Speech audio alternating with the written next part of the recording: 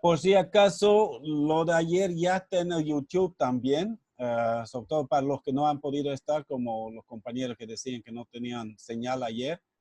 Entonces pueden verla en el YouTube, en mi canal, que creo que algunos ya lo pasé, pero si alguien quiere, igual lo puede compartir esto. Um, y ahora sí, a la presentación nueva, entonces, ya, y siempre pueden intervenir nomás si tienen alguna duda cuando, para que la hagamos participativa, ¿no? Pero si no, también al final de esta presentación, espero que vamos a tener todavía bastante tiempo para intercambiar, debatir un poco. La idea del debate para mí sería discutir, digamos, por qué falla las políticas, ¿no? Tenemos aquí un análisis donde las políticas climáticas de Bolivia, lo que se ha propuesto, mucho no se ha logrado. Ya lo adelanto eso. Entonces lo voy a mostrar, le voy a explicar qué está pasando. Entonces, primer día, ¿qué será? ¿Por qué no se logra cumplir? ¿Qué está pasando ahí? ¿Por qué proponen cosas y después no lo hacen? Y después también me gustaría escuchar a ustedes qué propuestas tendrían, cómo se podría modificar eso, ¿no? Y claro, la política climática es amplia, son varios componentes que les voy a explicar ahorita. Pero a ver, si para algunos de esos componentes ustedes tienen sugerencias de cómo se podría mejorar la política climática, tanto para generar este debate aquí interno, para ayudar, pensar, reflexionar entre nosotros, pero también incluso para dar pautas. Esta política climática de Bolivia lo están analizando fuertemente ahorita, ha recibido bastante críticas desde diferentes sectores en Bolivia mismo y están ya con el nuevo gobierno también les toca renovar, ¿no? Igual como el Plan de Desarrollo Económico Social, los PTRI, todo eso lo van a tener que renovar ese con el nuevo gobierno, con los nuevos gobiernos departamentales y municipales que vamos a tener pronto igual. Y entonces esa política climática también. Entonces, si aquí salen algunas pautas, en algún momento podemos intentar incorporar en otros espacios, ya sea de parte de ustedes, en sus espacios donde ustedes participan o yo también en las partes donde yo participo, ¿no? Y como estamos grabando, incluso podemos compartir algunas cosas, lo puedo tratar de sistematizar. Entonces, hoy día, esta evaluación de las políticas climáticas.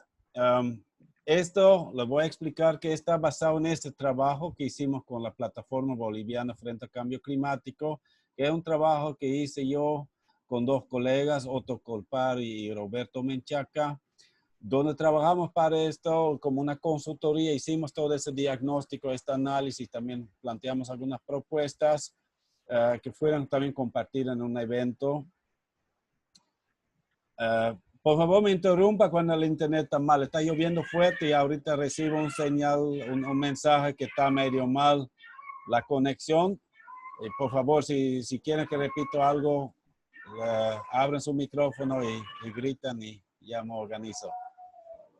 Entonces, ese trabajo ya se presentó una vez. Hay alguna, incluso con los candidatos se discutió Se entiende, pero no está muy bien. Ya. Ojalá que se compone, porque eso depende mucho del clima aquí, porque ya lo que decían que en Santa Cruz ya va a abrir el cielo, aquí ya abrió parece, está lloviendo fuerte. Voy a tratar de hablar así con más calma, con más cuidado, que tal vez es más claro, ¿no? ¿Ayuda eso?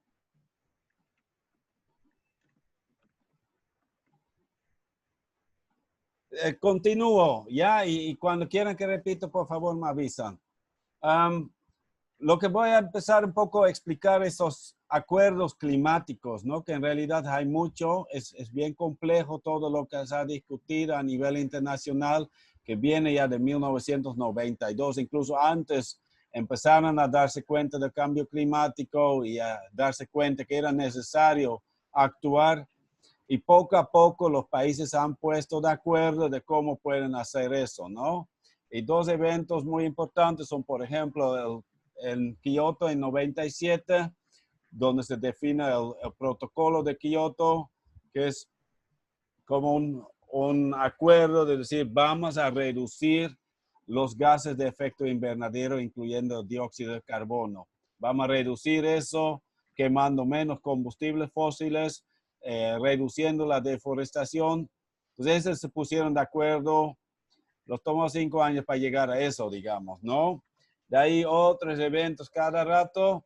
Y ahorita en 2015, ya relativamente reciente, se firma el Acuerdo de París, donde cada país establece una serie de compromisos. Eso voy a hacer yo para ayudar a evitar el cambio climático. Entonces, esos son 2 eventos claves, pero hay un montón de otros eventos entre medio. Y un problema fuerte con el Acuerdo de París era que Trump, el ex presidente de Estados Unidos, se salió del acuerdo. Dijo, no nos interesa, nos va a perjudicar nuestra economía, no creemos en el cambio climático. Y no aceptaron. Entonces, muchos otros países también dijeron, ya, pues si Estados Unidos, que es el principal problema para cambio climático, no hace nada, ¿para qué yo voy a hacer?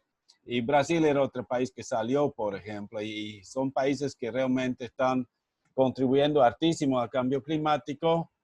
Y si ellos no hacen, ya, pues, ¿para qué Bolivia, por ejemplo, va a hacer? ¿No? Pero Bolivia sí firmó, sí indicó también que la van a continuar nomás. Y ahorita también ojalá que Trump, ya Biden, el nuevo presidente ha dicho, de Estados Unidos, ha dicho que sí quiere entrar, entonces parece que va a retomar fuerza eso también. Ojalá, aunque tenía una imagencita, a ver, aquí. Esa imagen me parece muy típico, que se llama la estatua Políticos discutiendo el cambio climático. Es una estatua en Dinamarca.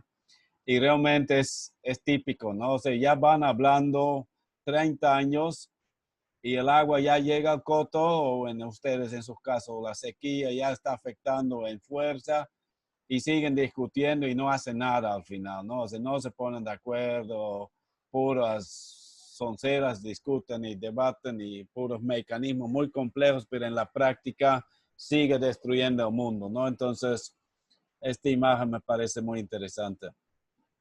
Un poquito, ese es en realidad, creo que es de Colombia, pero más o menos la misma línea ha seguido Bolivia, donde en 1994 ya empieza Naciones Unidas a definir cómo se va a trabajar. Vuelvo a admitir a alguien en la reunión, donde después determina cuáles serían sus contribuciones de este país al cambio climático, igual que Bolivia, creo que es el mismo año, 2015, si no me equivoco, y donde firma entonces este Acuerdo de París y donde se ratifica también este Acuerdo de París posteriormente, ¿no? Entonces Bolivia también ha hecho todos esos pasos. Entonces tenemos este compromiso internacional donde tenemos que cumplir con esta agenda para evitar el cambio climático, para evitar las emisiones y todo esto.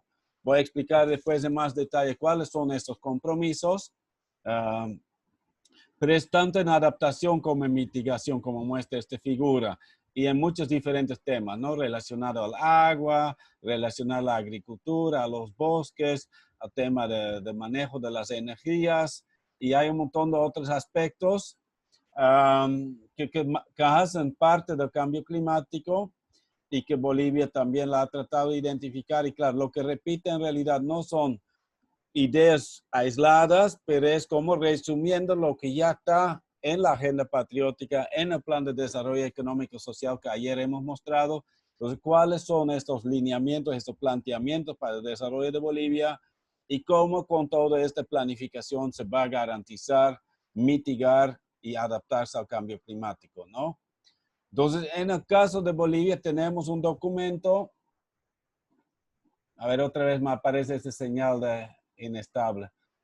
Bolivia tiene un documento, entonces, claro, bien definido qué es lo que propone hacer.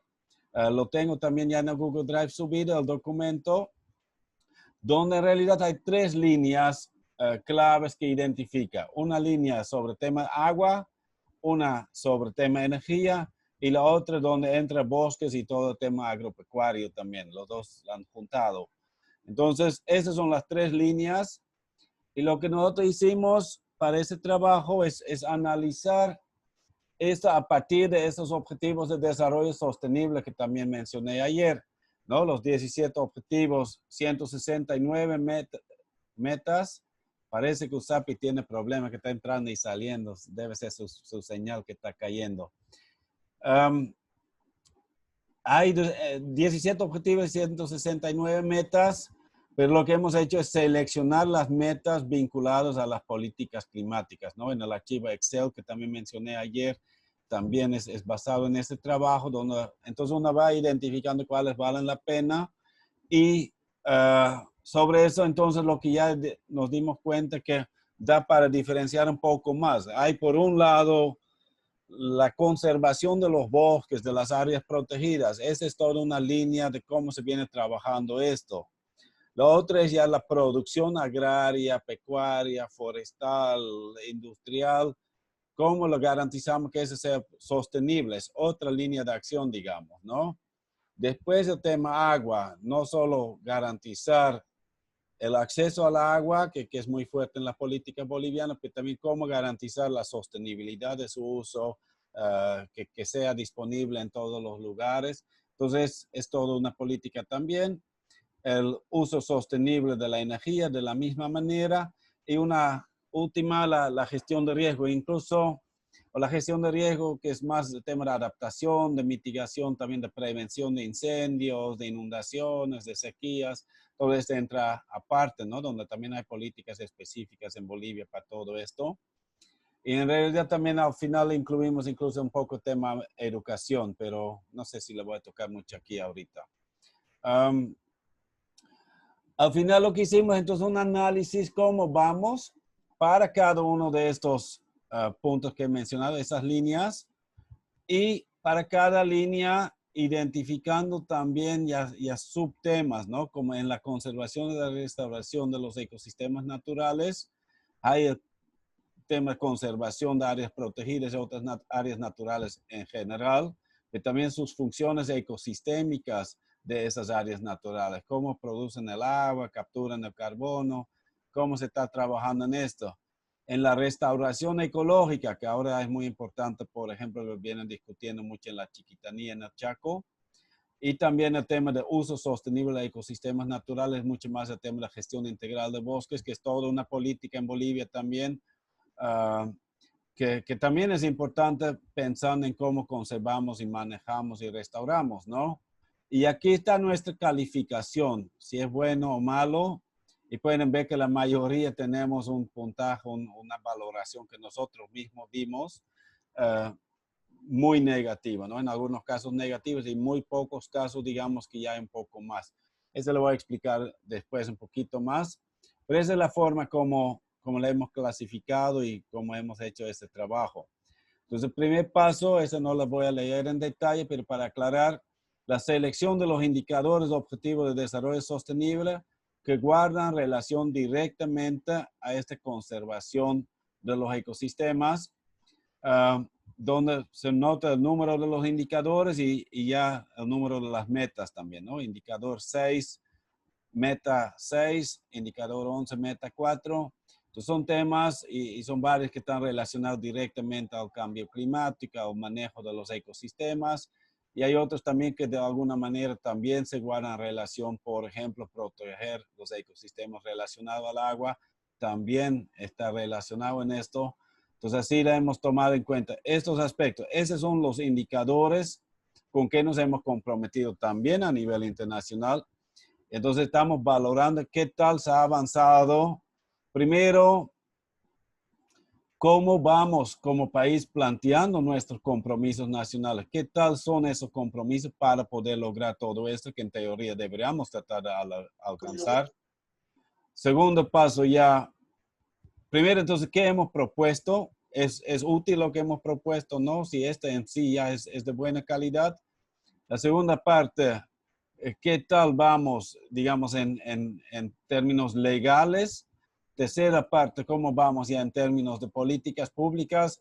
Pero también muy importante, ¿cómo vamos ya en la práctica? ¿Estamos logrando cambios reales con todas estas construcciones de la normativa y de las políticas? ¿Tienen impactos reales a nivel local, a nivel de resultados tangibles?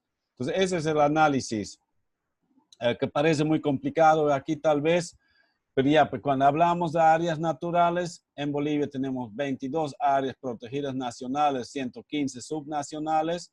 En total estamos hablando de 29.1 millones de hectáreas.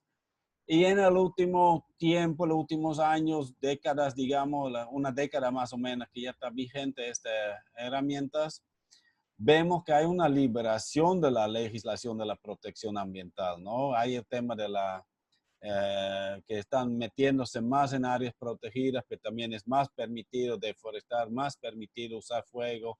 La consulta previa se ha ablandado, es más sencilla, más un paso administrativo que realmente una restricción, digamos.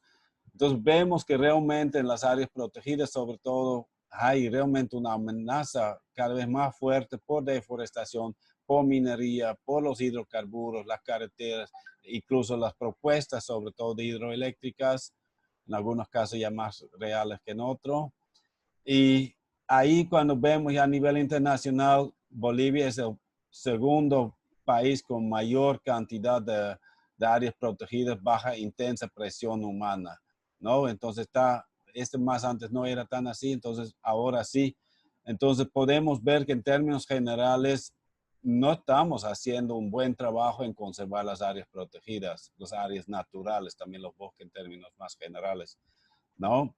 Entonces, un impacto muy negativo, un cumplimiento muy negativo estamos cuantificando ahí.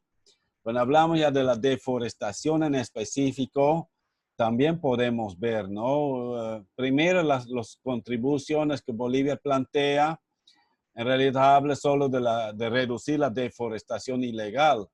Y lo que se ve es que se está legalizando la deforestación, pero cuando vemos el cambio climático, al cambio climático no le importa si es legal o ilegal, lo que importa son la liberación de dióxido de carbono y otros gases, y más bien van en aumento en Bolivia, e incluso a un nivel alarmante, ¿no? Sacamos unos cálculos que entre 2001 y 2018 se liberó más o menos la misma cantidad de dióxido de carbono que solo en el año 2019.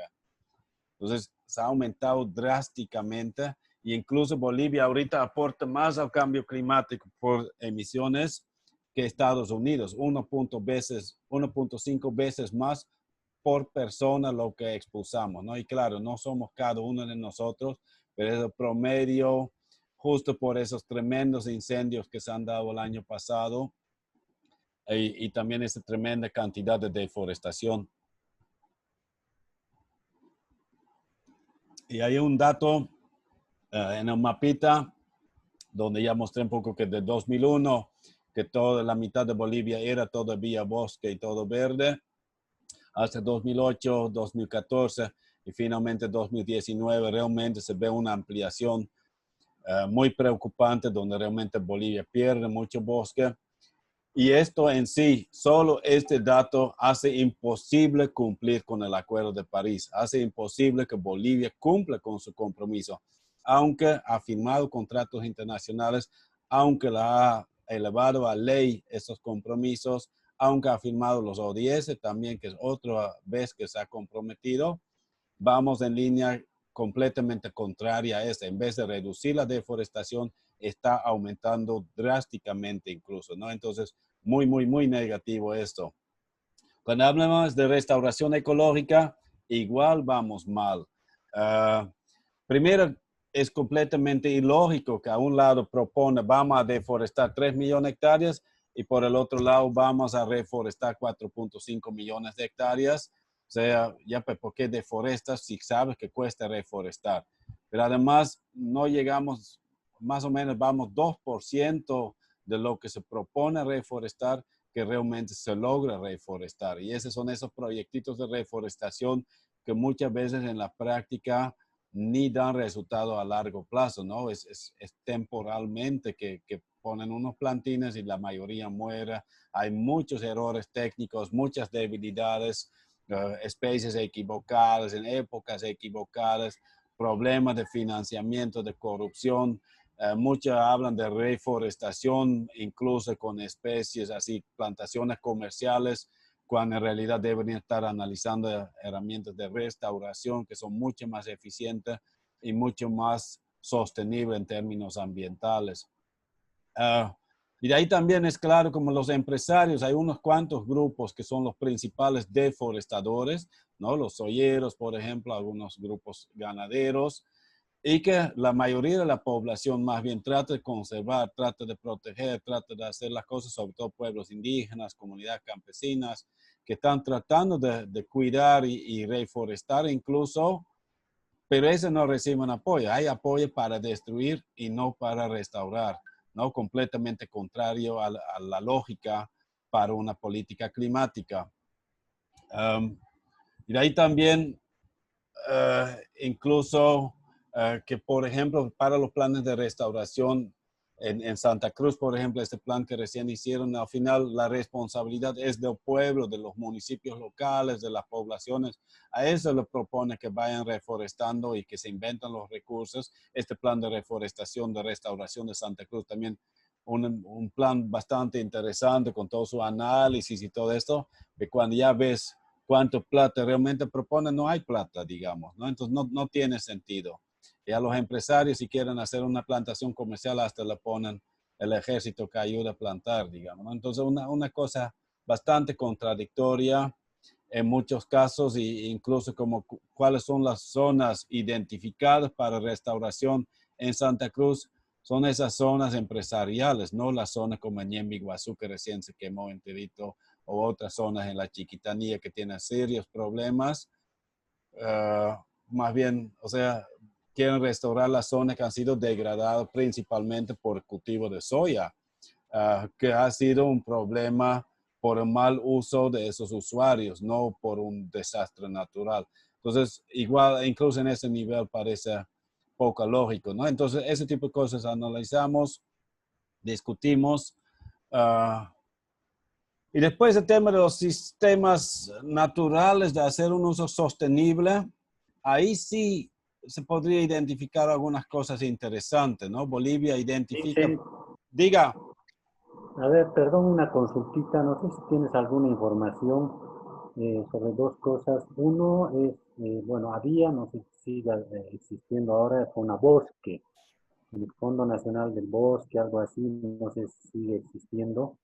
Y si tiene algunas políticas, ¿no? Para todo este tema de deforestación o algunas políticas respecto a Sí, cambiar esta situación. Y lo segundo es, no sé si lo dijiste antes o no, es el Fondo Verde, que veíamos con las otras docentes de que realmente hay todo un compromiso a partir del Acuerdo de París, a pesar que se expresaba que no se llegó a los montos establecidos, no sé cómo son los canales, por dónde, por dónde llegan, digamos, al país.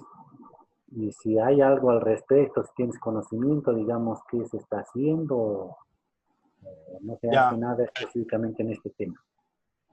Sí, hay Fonabosque, por ejemplo, una institución que sigue vigente, sigue existiendo, que maneja cierta parte de recursos para proyectos de reforestación, restauración.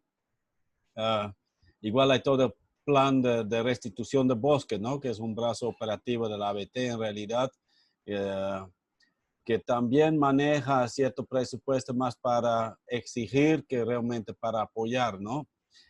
Pero Fonabosque tiene recursos. Lo que pasa es que maneja principalmente recursos de los patentes forestales, ¿no? Cada una que hace un aprovechamiento forestal, ya sea de madera, de castaña, lo que sea, aporta al Estado, una parte se va al municipio, otra parte va al departamento y otra parte importante se va a Fonabosque. No me acuerdo los porcentajes exactos, pero es un buen monto que se va a Fonabosque para apoyar el manejo sostenible de los bosques, incluyendo proyectos de reforestación.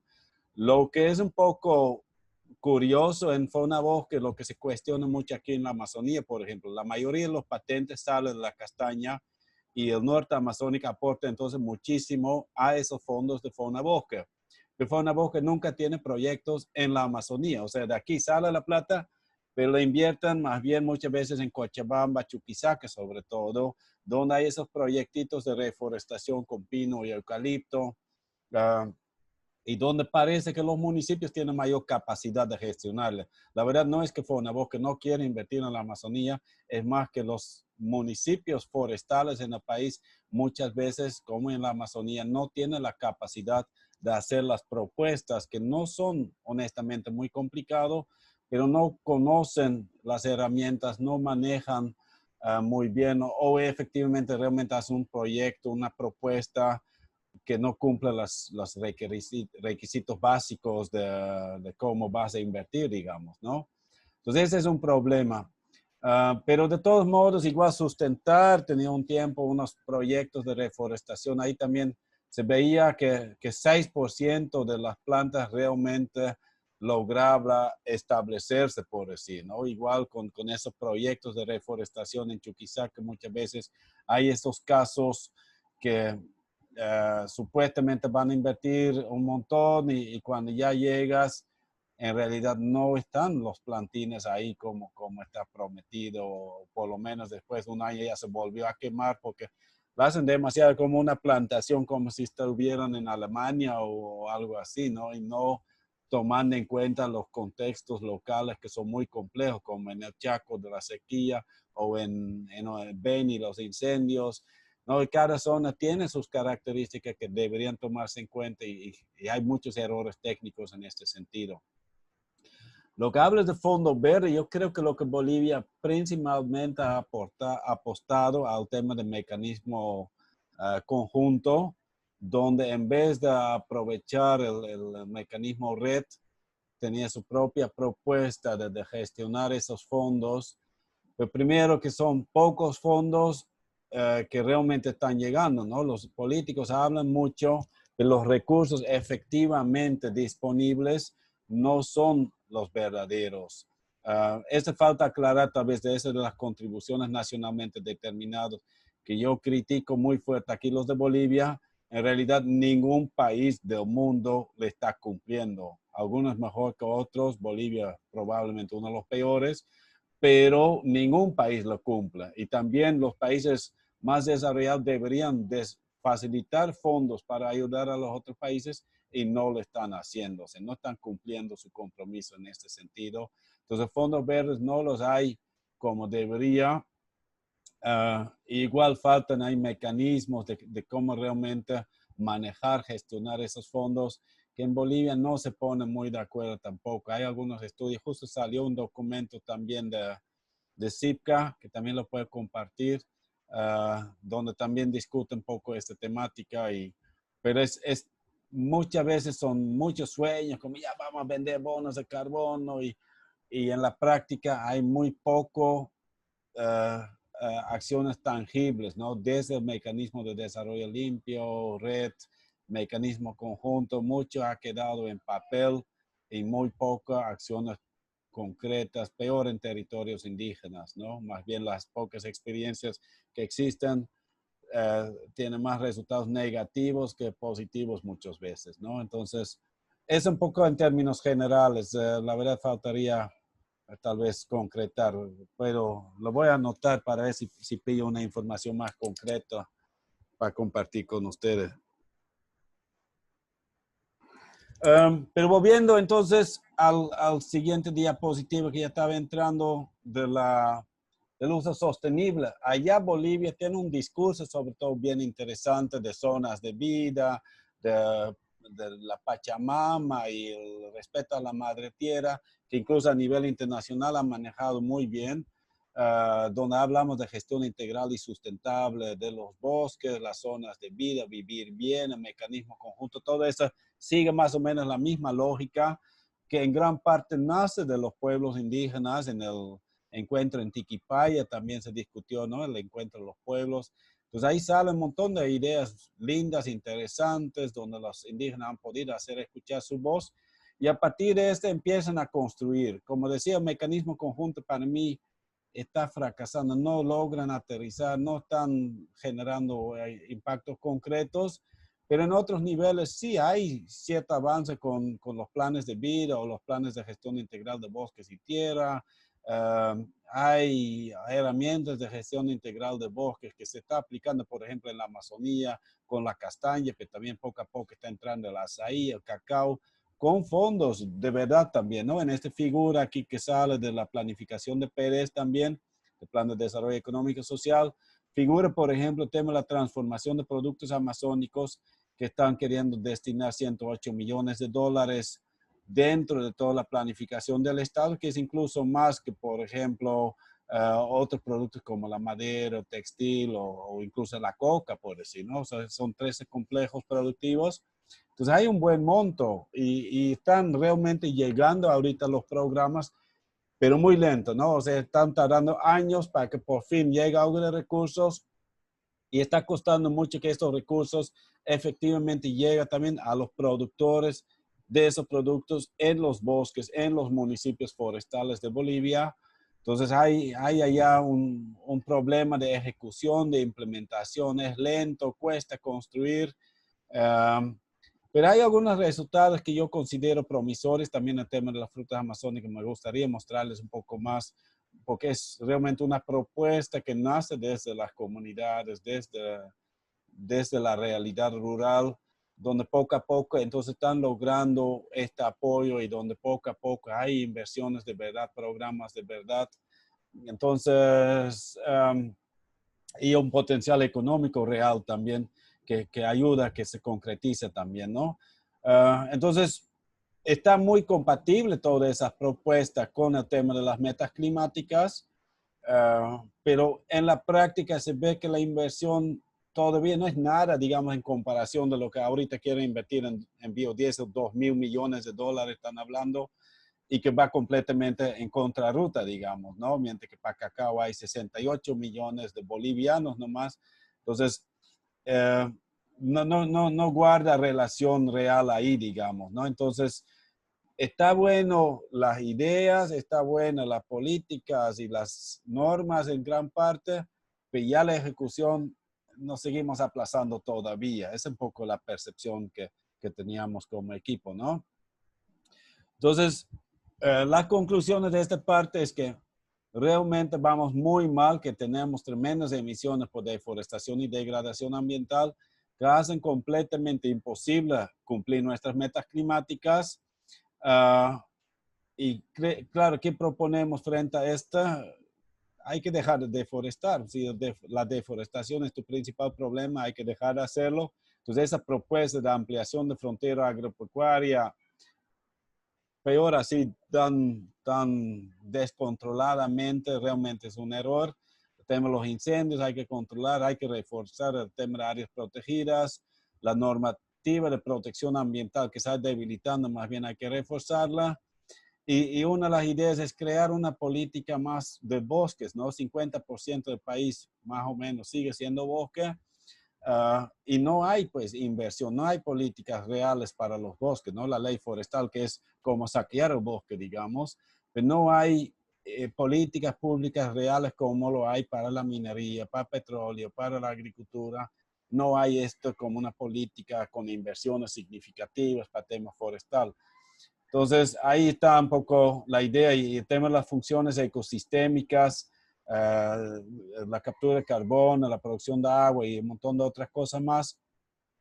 Eso se tendría que contemplar más, tal vez no con mecanismos de financiamiento directo, porque sabemos que mercantilizarlo puede ser un problema muy real, pero por lo menos dentro de la planificación, no solo enfocar en generar economía, si esta economía significa una degradación ambiental tremenda. Entonces tiene que ser más coherente porque esas funciones ecosistémicas también son muy importantes para el país, tanto para la vida dentro de Bolivia como para esos compromisos internacionales, los acuerdos que tenemos, ¿no?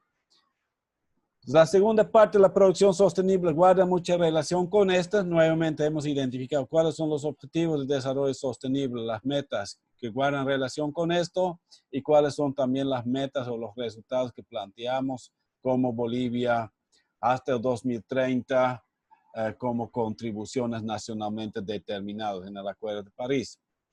Entonces, hay un poco que hemos identificado, la tema de promover la sostenibilidad de la producción agropecuaria por un lado, cómo promover también la eficiencia del uso de los recursos naturales y los métodos de producción, y cómo promover también la industrialización sostenible, ¿no? Bolivia plantea entrar en una época de industrialización, pero ya cómo la hacemos de forma sostenible. Entonces ahí los problemas principales que identificamos que por un lado hay todo este modelo agroindustrial, ¿no? En Bolivia hay dos formas de producción agropecuaria principalmente, donde por un lado hay un modelo agroindustrial de gran escala, de grandes volúmenes, principalmente para exportación, y hay otra producción más familiar que sigue siendo muy importante en Bolivia y que muchas veces es bastante rústico, poco mecanizado, con baja tecnología y también muy baja inversión pública en realidad. Pero sí, con importante producción es la base para la seguridad alimentaria, es la base del bienestar de muchas familias, ¿no? 94% de los productores de Bolivia son de la familia, de la producción familiar, y solo 6% son esos agroindustriales, ¿no? Entonces, cuando vemos cuáles son las causas del cambio climático en Bolivia, podemos ver que la deforestación es de lejos la principal causa, y la agricultura, aparte que incluye la ganadería, es otra parte de que provoca gases de efecto invernadero, ¿no? Entonces, claro, la deforestación, ¿por qué se hace? Para generar pastizales y áreas de cultivo, donde es importante conocer. En 2015 era que 50% era tema ganadería, 30% era agricultura mecanizada y solo 20% era la agricultura rotativa familiar en términos de deforestación. Entonces, cuando vemos incluso a ir aumentando, los empresarios están deforestando aún más, los ganaderos y los industriales, y la agricultura familiar más bien está reduciendo su impacto porque cada vez también hay menos productores familiares. Entonces, ahí vemos que realmente habrá que tomar en cuenta esto, considerando que es tan importante. Uh, y vemos también que ni la agricultura industrial ni la ganadería tiene producción muy buena, ¿no? O sea, bajos rendimientos, bajos aportes al país en términos de impuestos, bajos aportes en términos de la seguridad alimentaria y un impacto ambiental realmente inaceptable en términos climáticos, que también en términos de biodiversidad, en términos sociales también no genera mucho empleo. Entonces es un análisis, pucha, no parece ser una buena apuesta, ni como política de desarrollo como país, aunque es supuestamente un modelo exitoso, según los cruceños por lo menos. Pero además no permite, pues, ese es el principal obstáculo para lograr las contribuciones nacionalmente determinadas, ¿no? Entonces ahí vemos este mapa, por ejemplo, muestra también dónde están los campesinos y los indígenas y dónde están los empresarios. Vemos que en realidad los empresarios son unas muy pocas zonas de Bolivia donde están dominando, pero eso provoca ese tremendo impacto. Y vemos cuando los alimentos que consumimos en Bolivia, por lo menos en 2014, era el 77% de la alimentación salía de esa producción familiar. Entonces, da claras ideas que cómo podemos mejorar esto es apoyar la producción familiar en vez de la empresarial. La familiar genera los alimentos, genera el empleo, genera el bienestar de la población boliviana, y la otra genera los impactos climáticos, ¿no? Entonces, no hay mucho donde perderse ahí. Entonces, realmente este modelo de expansión agropecuaria realmente no solo es un problema muy fuerte para los pueblos indígenas con los conflictos sociales que hemos discutido ya, pero también es un tremendo problema en términos de cambio climático, ¿no? Entonces, esto sí o sí habrá que repensarla, hay que exigir que se cambien esas normas que le llaman el paquete ecocidio ya incluso, ¿no? Y realmente ir a una política agraria que busca seguridad e incluso soberanía alimentaria, que permite también erradicar la pobreza rural, eliminar el hambre, Entonces, una visión mucho más, no solo el cambio climático, pero realmente como una política estatal coherente con esta visión que está plasmado en el Plan de Desarrollo Económico y Social, que está plasmado en esas contribuciones nacionalmente determinadas, donde Bolivia dice, eso queremos lograr, pero en la práctica se va completamente en ruta contrario, apoyando un sector muy beneficiado a nivel nacional, que siempre recibe un montón de apoyo, subsidios y todo lo demás, donde los sectores que más necesitan no reciben, ¿no? Entonces, contradicción total ahí. Cuando hablamos del agua, ahí es importante para resaltar eso también un poco. Cuando hablamos de las contribuciones nacionalmente determinadas, para Bolivia a veces es muy difícil, porque a nivel internacional se dan cuenta, pucha, la tierra se está yendo a tacho, estamos realmente fregando, tenemos que frenar eso. Y Brasil, por ejemplo, dice, ya, pero eso dicen ustedes, yo como país quiero desarrollarme, yo también tengo derecho, ustedes ya viven con 2 autos y mansiones y mi gente todavía vive con hambre, yo voy a tumbar mi Amazonía porque si no, ¿cómo voy a generar ese nivel de riqueza que ustedes tienen y mi población también tiene este derecho? Y en el caso de agua, por ejemplo, las contribuciones nacionalmente determinadas, el Acuerdo de París pide que seamos eficientes con el agua, que la manejamos de forma sostenible, que garantizamos el uso adecuado y todo esto, que hay que cerrar los grifos y que hay que economizar en los procesos de riego y todo eso. Porque en Bolivia ni siquiera tenemos riego todavía, ¿no? Recién estamos empezando. Todavía hay gran parte de la población que no tiene ni acceso a agua potable en su casa. O sea, la prioridad para Bolivia no es todavía garantizar la sostenibilidad del uso. Es primero garantizar que podemos usar por lo menos, ¿no? Y con energía similar, ahorita vamos a tocar eso también. Entonces, eso creo que es importante, ¿no? O sea, nuestro análisis es así muy crítico porque no estamos cumpliendo con la agenda climática internacional, pero sabemos que en muchos casos, honestamente, no es la prioridad directa de la población boliviana. No tienen necesidades muy urgentes, muy reales todavía. Entonces, cuando vemos también qué propone Bolivia en sus compromisos nacionales determinados, más plantea garantizar acceso al agua potable, al alcantarillado, a todos los servicios básicos en realidad, y no tanto ya buscar esta eficiencia, ¿no?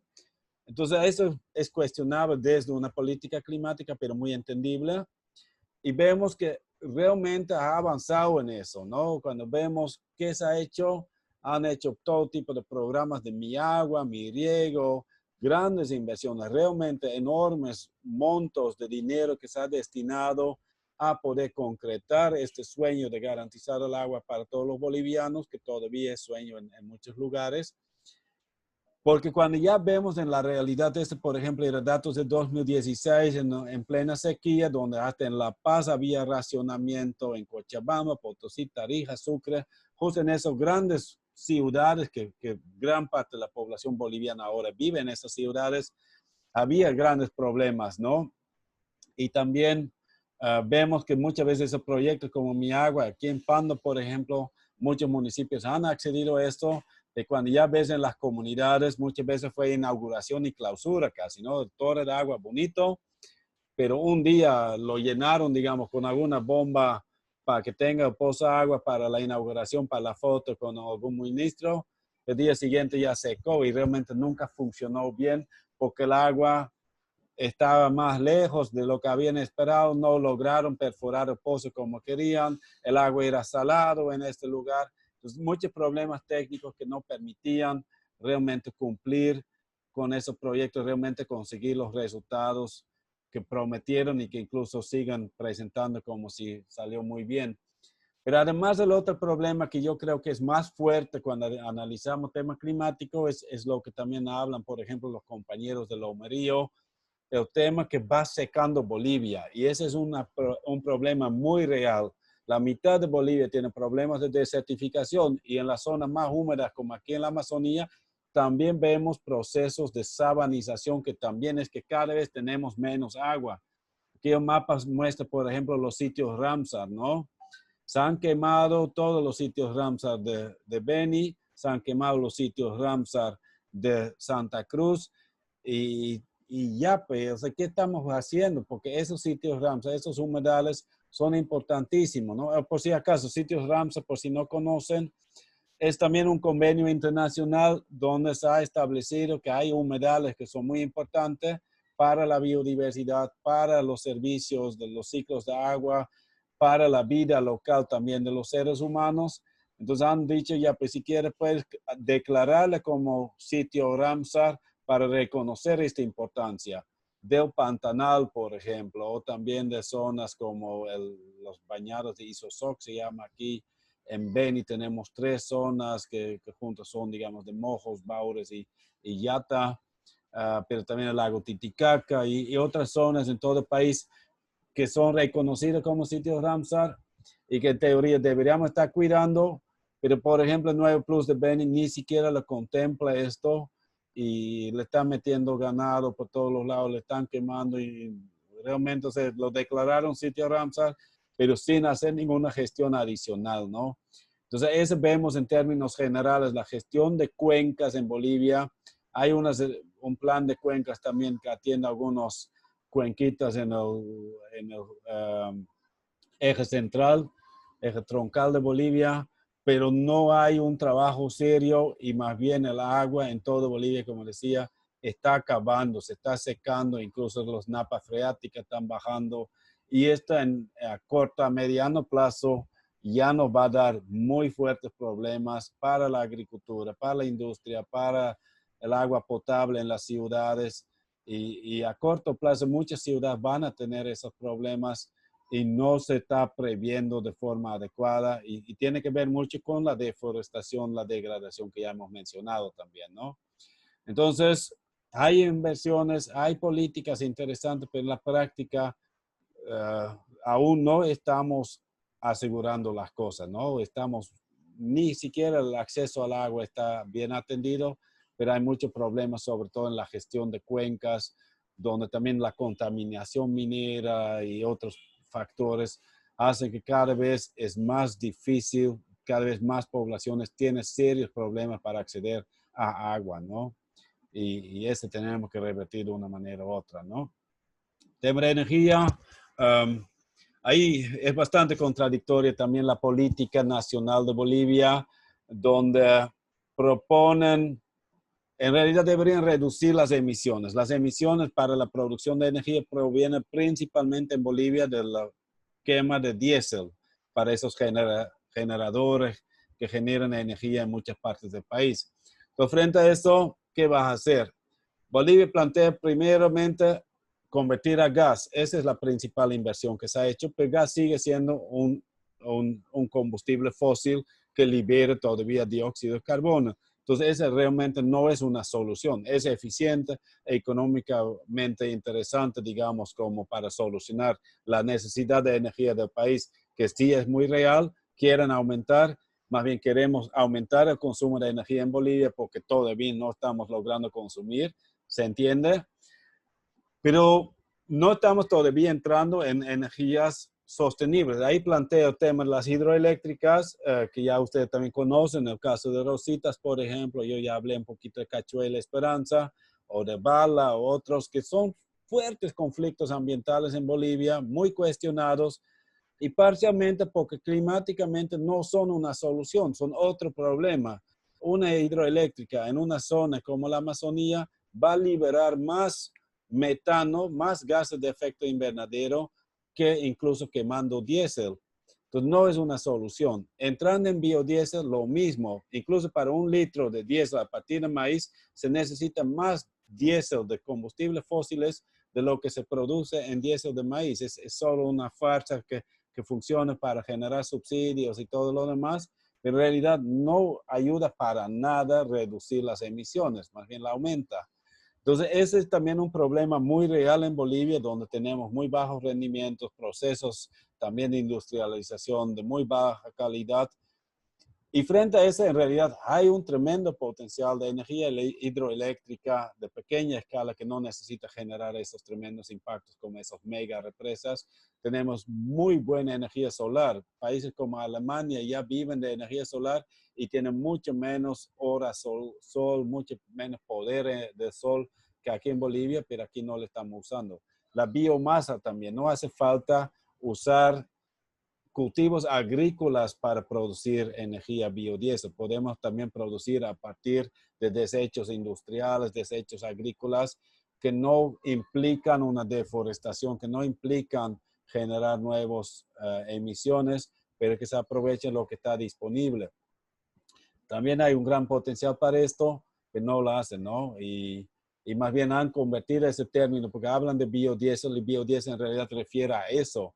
Lo que están promoviendo en Bolivia es agrodiesel, que incluso en la ley 300, la ley de madre tierra, está prohibido su producción, ¿no? No es permitido en Bolivia producir diésel a partir de caña o de soya, porque estas tierras son aptos para producción de cultivos para la alimentación, que todavía necesitamos mucho en Bolivia. Entonces, esos son conceptos que se han manejado, pero que no se está cumpliendo. Entonces, fuertes contradicciones nuevamente y realmente una política completamente contraria, ¿no? Donde Bolivia quiere convertirse en centro energético de Sudamérica, en vez de cumplir más bien con este requisito de entrar en energías renovables, que vemos que por el momento, por ejemplo, la energía eléctrica, solo 1% viene de energías renovables, aunque están hablando que quieren aumentar a 79% hasta 2030, para nada estamos acercando a esto. Entonces, vamos muy mal también en este tema.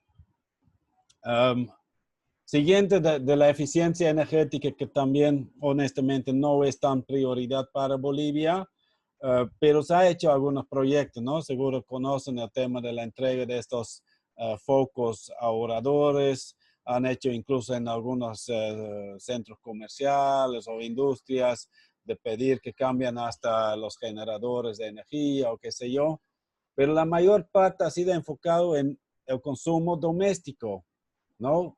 Y cuando el consumo doméstico en Bolivia no es demasiado importante en términos de energía, cuando vemos aquí es la línea Ploma en 2000 y 2014, y más bien vemos que, por ejemplo, el transporte ha aumentado mucho el consumo energético, la industria está también con fuerte consumo energético, y este residencial cada vez es menos importante. Entonces, ¿por qué solo enfoca eso? Se nota que es más una cosa de publicidad, de imagen, que realmente buscar generar eficiencia energética, aunque por un lado sí siguen interesantes las sugerencias internacionales y todo eso. O sea, hay avances legales, se están construyendo estrategias y todo lo demás, pero se nota que no es prioridad y también los resultados son bastante débiles, ¿no? Entonces, ¿cuál es la propuesta? No ir al biodiesel, no ir a las hidroeléctricas, también eliminar la idea de seguir buscando más pozos petroleros y sobre todo el tema de fracking y todo eso, que realmente tendrá consecuencias ambientales y también climáticas demasiado fuertes y inaceptables literalmente. Y frente a eso hay opciones como energía solar, que incluso la energía solar puede generar energía de forma más barata que, por ejemplo, el Bala o Cachuela Esperanza o Rositas. Entonces, ya pero una vez hagamos eso, digamos, ¿no? No sé por qué siguen insistiendo con las hidroeléctricas si existen esas alternativas más económicas y también ambientalmente mucho más razonables. Entonces, es un poco alguna propuesta que sale de aquí, ¿no?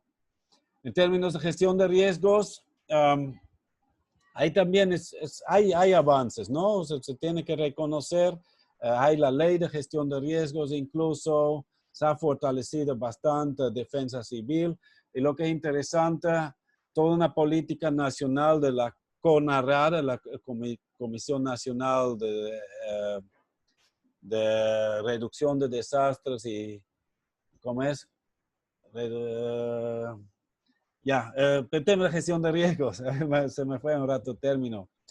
Hay un CONARAD a nivel nacional, que da también pautas para los CODERAD a nivel de los departamentos y después a los gobiernos municipales. Y esa es la parte que nosotros hemos destacado, que es lo más interesante. Es muy difícil que un gobierno nacional aporte algo, asesora, facilita el trabajo de los municipios. Hay intentos de descentralizar un poco las políticas en Bolivia, pero en muchos casos dicen a los municipios, hagan eso y eso y eso y esto, y ya invéntanse cómo. En este caso, gestión de riesgo, por ejemplo, este boletín que saca Ministerio de Defensa Civil, indica qué riesgo va a haber. Allá, aquí tiene un problema de fuertes vientos, aquí va a haber sequía, aquí hay un... Entonces hay para hacer una alerta temprana, para pronosticar qué va a pasar. Hay interesantes experiencias en esto. Muchos municipios aún no tienen ni la capacidad de realmente aprovechar esta información. Yo hice recién un análisis en Pando, por ejemplo, donde hay varios municipios donde no funciona para nada el Comurare, donde no hay una unidad de gestión de riesgo en el municipio, o donde solamente salen a apagar un incendio cuando se quema una casa, pero no cuando hay un incendio forestal. Entonces, ¿por qué? Porque todavía no están aplicando la normativa, porque todavía las políticas públicas, porque hay recursos, incluso Defensa Civil tiene recursos que el municipio puede solicitar para ayudar en esta gestión de riesgos, pero no le están utilizando. Muchos municipios no saben que existen esos recursos, no tienen la capacidad de gestionarla. Y cuando ya llega el incendio, como hemos visto también en 2019, se empieza a quemar y realmente dependemos netamente de bomberos voluntarios y las mismas comunidades para apagar de una forma bastante improvisada, muy ineficiente en muchos casos en términos de que están hasta con una ramita pegando fuego, digamos, ¿no?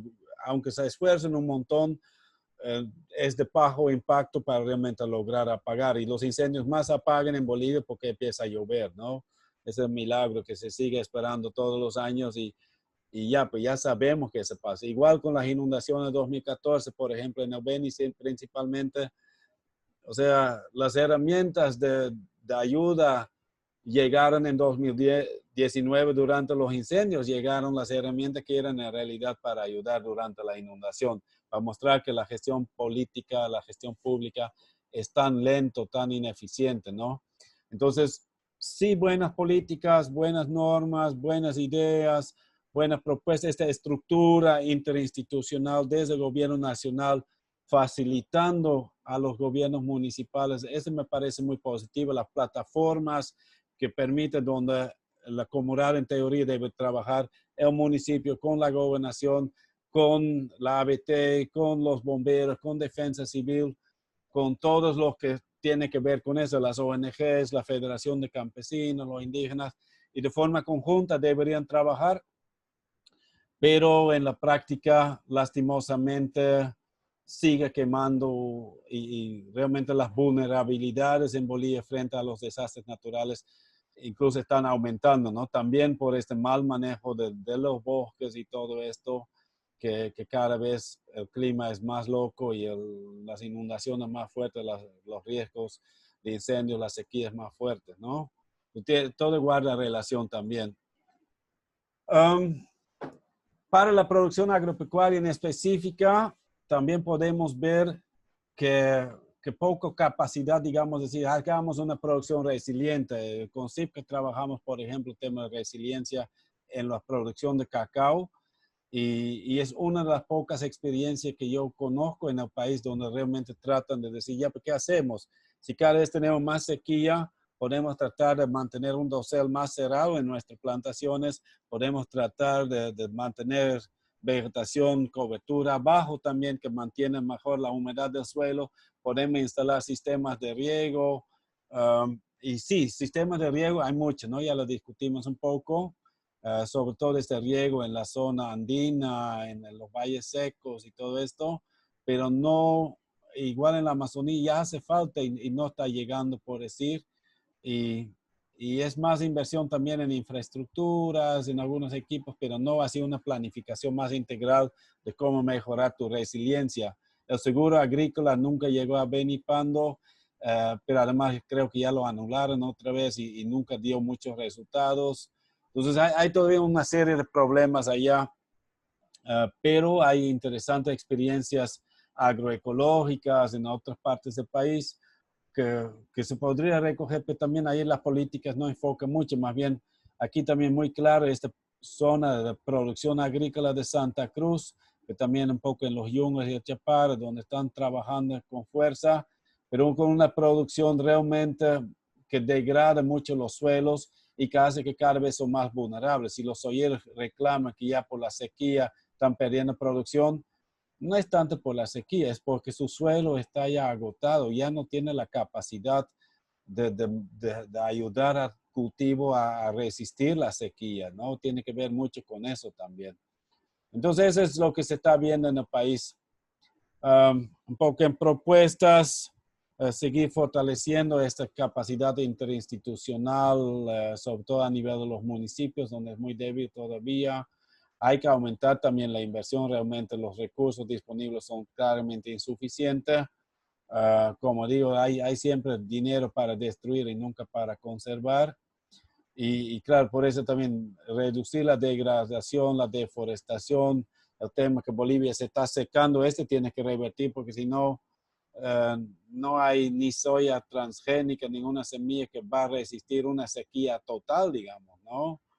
O sea, en algún momento hay que evitar la sequía, no da para seguir adaptándose de esa manera. Entonces, esos fueron los resultados que ya los mencioné, por eso ya entienden un poquito más de por qué esas notas tan bajas. Esa también era una parte del análisis también jurídica. No le voy a explicar en mucho detalle, pero un poco las leyes y normas que se han creado. Para los que les interesa, van a tener acceso a esta presentación, donde también pueden ver que claro, todo lo que hablé ya en el diagnóstico, digamos, como se ha ido construyendo también normas para conservar y restaurar los ecosistemas.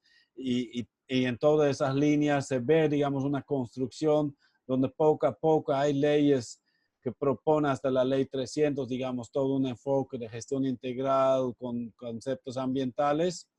En muchos casos se ve, digamos, una normativa interesante que se va fortaleciendo, que va construyendo, pero al mismo tiempo también hay, por ejemplo, para la producción sostenible que se va aprobando paralelamente a todo este paquete de ecocidio, de permiso, de deforestación, de incendios y más bien Bolivia como país, como las políticas estatales más bien están apostando a eso, las inversiones principales van a eso más bien, ¿no? Entonces hay unas contradicciones muy fuertes. Igual con agua y energía, donde el discurso es que vamos a tener energía sostenible, pero en la práctica están invirtiendo incluso en fracking o hasta en áreas protegidas y o sea, no guarda coherencia ahí, ¿no? El tema de la educación también hay interesante, también una propuesta, me olvidé mencionar en el diagnóstico, pero ahí también se ve una política como la ley de educación que plantea una gestión integral y con un concepto de vivir bien y con este socio productivo y todo esto. Pero en la práctica no están logrando aplicar mucho esto. Pero ahí es interesante también ver que sí hay una conciencia ambiental cada vez más fuerte en Bolivia, ¿no? Cuando se empezaba a quemar la Chiquitanía, la gente salió a la calle, protestó, reclamó, exigían ayuda. Los mismos estudiantes, o sea, a pesar que la educación no está funcionando como debería en estos temas, no hay los materiales educativos que se proponía, que se iban a hacer, pero quienes están llenando esos vacíos es justo esos radios comunitarios, las iniciativas privadas, las ONGs, organizaciones ambientalistas y se ve que sí hay interesantes experiencias, digamos, y efectivamente una conciencia nacional que sí es importante, que es parte de la educación, ¿no? La concientización. Entonces, de alguna manera sí hay avance, pero no tanto gracias al gobierno, digamos, ¿no? Entonces, hasta allá yo creo que quería compartir con ustedes para más bien permitir también un poco una retroalimentación, un intercambio, ¿no? Entonces voy a parar un rato la presentación y escuchar qué opinan de esto. Ha sido largo nomás mi presentación, ¿no? Ya 8:30 ya. Entonces, por favor, ¿qué dicen de eso? ¿Cómo les ha parecido? ¿Se identifican? ¿Creen que lo que estoy diciendo es real o estoy exagerando? Ah, y la gran pregunta para mí es, ¿por qué no? Si tenemos estas propuestas de adaptarnos al cambio climático, de mitigar los problemas climáticos, ¿por qué el país no lo está haciendo? ¿Qué dicen, compañeros? Hola. Dale, José. Bueno, yo creo que hay falta de planificación seria, ¿no? Pero como mencionaste desde el primer día que comenzaste con las clases, no hay un criterio técnico. Nuestros políticos agarran y suben y meten a gente que no tiene idea de lo que va a ser en la mayoría de los casos. Entonces, desde esa improvisación, creo que se espera muy poco tener un avance significativo, ¿no? En cuanto a políticas medioambientales que vayan acorde a las exigencias de estas épocas, ¿no? Creo que por ahí iría, ¿no? El por qué no hay políticas públicas dirigidas de manera técnica. Y esa va a ser siempre la deficiencia que vayamos a tener como país, mientras los políticos suban y hagan lo que les dé la gana, ¿no? Entonces, creo que por ahí está el mal, ¿no? Porque además la mayoría de los políticos no tienen un criterio técnico o a qué van, y si van, digamos, a defender a su sector, pero de ver algo así amplio, global, transversal, el medio ambiente, creo que no, desgraciadamente.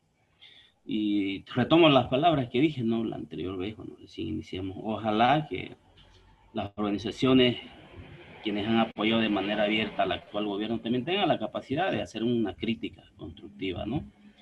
Y no sea una vez más que se los encumbró y chao, nos vemos y ellos siguen para adelante, ¿no? Bien, gracias. Entonces, hay una mezcla de responsabilidades, ¿no? Tanto desde la sociedad civil como de los tomadores de decisiones. Creo que también nosotros tenemos mucha responsabilidad a la hora de elegir a nuestras autoridades, por un lado, pero también a la hora si tomamos acción o no para exigir que nuestros derechos ambientales, políticos, económicos se cumplan. Entonces, creo que hasta ahí llegamos, encumbramos a la gente y ahí nos quedamos. Creemos de que nos van a solucionar todos nuestros problemas y sin embargo no es así, ¿no? Creo que no tenemos una vocación de control social en nuestro país, ¿no?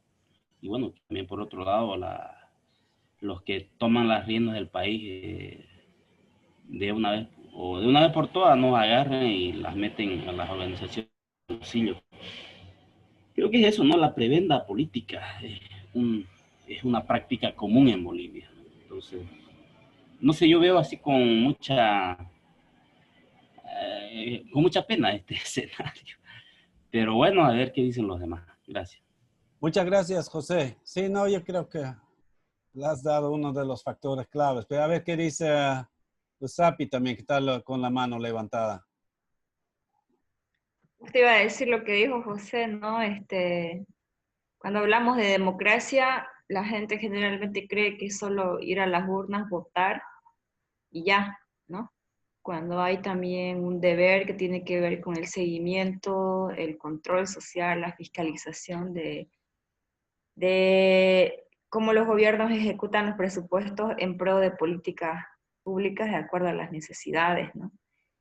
Y va desde lo local, departamental y nacional. Yo veo que hay más disputas en elecciones presidenciales, se caldean más los ánimos, los debates, explotan las redes, pero a nivel local, departamental, no veo, ¿no?, la misma incidencia. Y ahí se ve cómo todavía dependemos de un Estado totalmente centralizado. Entonces creo que ahí se apunta como una propuesta de las autonomías indígenas, ¿no? Que ya hay avances, hay también tropiezos, pero está ahí, ¿no? Por lo menos yo veo más en el caso de Charagua, que ya está implementándose, Veo más ahora las asambleas, ¿no? Donde no solamente incluye a las familias guaraní, sino a las campesinas, al sector urbano también desde la representación que tienen y no tenés que acceder a los espacios con partidos políticos, ¿no? Entonces se le ha quitado ese poder y entiendo que se hacen, los informes son más transparentes, ¿no? Al momento de la ejecución y dónde se tiene que ejecutar el presupuesto. Si bien igual los partidos siguen agarrados de esa estructura, hay dirigencias dentro de la misma autonomía que pues, han hecho campañas más abiertamente, otros van por los verdes, no sé por qué colores, pero creo que la gente está despertando, ¿no? En las comunidades, entendiendo desde la visión que se plantea pues en los territorios con esto de Yaiko Cabipae, que es vivir bien, ¿no? El buen vivir, el vivir bien, decimos. Y en el caso, por ejemplo, de estos movimientos que usted decía de las ciudades que ya están tomando más conciencia en relación al medio ambiente, sobre todo los jóvenes, pues, ¿no? Que son los que más mueven el esqueleto y la voz para, en las calles que los mayores. En las comunidades igual se está viendo esos movimientos, ¿no? Aquí cerquita donde yo estoy, en Itanambicua, tienen una red con jóvenes de Tarija, una red de ambientalistas, donde han hecho ya sus encuentros, analizando cómo las petroleras impactan, intercambios con otros jóvenes de Tariquía que están en resistencia, con también jóvenes migrantes de estos de Tariquía en Tarija. Entonces, es interesante cómo se ha ido involucrando la juventud campesina con la guaraní para tocar estos temas, ¿no? Y ahí hay pasos, hay lineamientos. En Charagua igual hay por esto de la autonomía indígena, se está incluyendo a los jóvenes en procesos de formación política, también en estos temas ambientales, en lo de la ley de la consulta, por ejemplo, que es un planteamiento que se hace de cómo, desde qué mirada vemos la consulta para la preservación y la protección de los territorios, que queda a veces en visión, pero que, como les digo, ¿no? Que esa visión se haga tangible depende de cuán fuerte suene tu panza para reclamar que haya políticas en seguridad alimentaria, por ejemplo. O cuán seca esté tu garganta para exigir agua a tus autoridades que tienen el presupuesto para gestionar pozos, o estudios hidrogeológicos de dónde sacar más agua, ¿no? Entonces creo que están esas prácticas en lo cotidiano, ¿no? En la gente todavía viviendo del maíz, comiendo maíz, entendiendo que el maíz hacía pues a los abuelos robles y no tan enfermos como ahora. Entonces hay esos intentos y creo que el COVID lo vuelvo a repetir, ha profundizado más prácticas que estaban como desvaluadas o casi olvidadas y que te han hecho repensar, ¿no? Y que al final dependes del Estado porque saca plata de tu territorio, de los pozos que explota, pero que al final hay prácticas que están bajo tu dominio, están en tus manos. Y el profundizarla, el fortalecerla, depende de ese diálogo con el Estado, ¿no? Ese diálogo, lo digo diálogo, y también las exigencias. Entonces creo que hay, igual en cuanto a los mecanismos, activar mecanismos judiciales, ¿no? Hay experiencia. Rosita es recién nomás. No, me parece muy interesante lo que los dos dicen, ¿no? Realmente lo han dado al clavo, yo creo.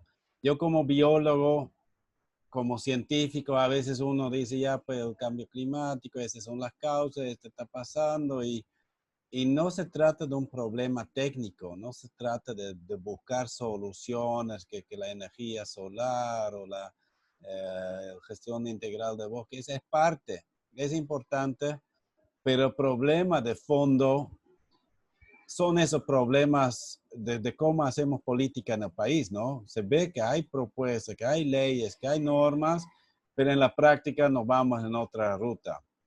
Y ahí es la improvisión, el prebendalismo que dice, o sea, muchas veces el político local o el departamental o el nacional incluso está dispuesto a decir, yo voy contra ruta porque tengo un grupo que me hace por fuerza, me exige eso.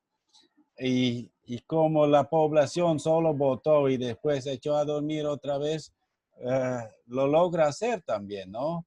Y ahí yo creo que es clave que este análisis nos hace entender por qué es tan importante conocer esas herramientas de planificación estatal que hablamos ayer también, ¿no? De ir más allá, de entender la problemática, de entender por qué debemos entender cómo se toman las decisiones, cuáles son las herramientas de planificación para que no estén improvisando. Hay una planificación oficial, hay acuerdos internacionales, hay un plan de desarrollo económico social, los PTI, donde dice qué van a hacer. No pueden improvisar y desviar los recursos.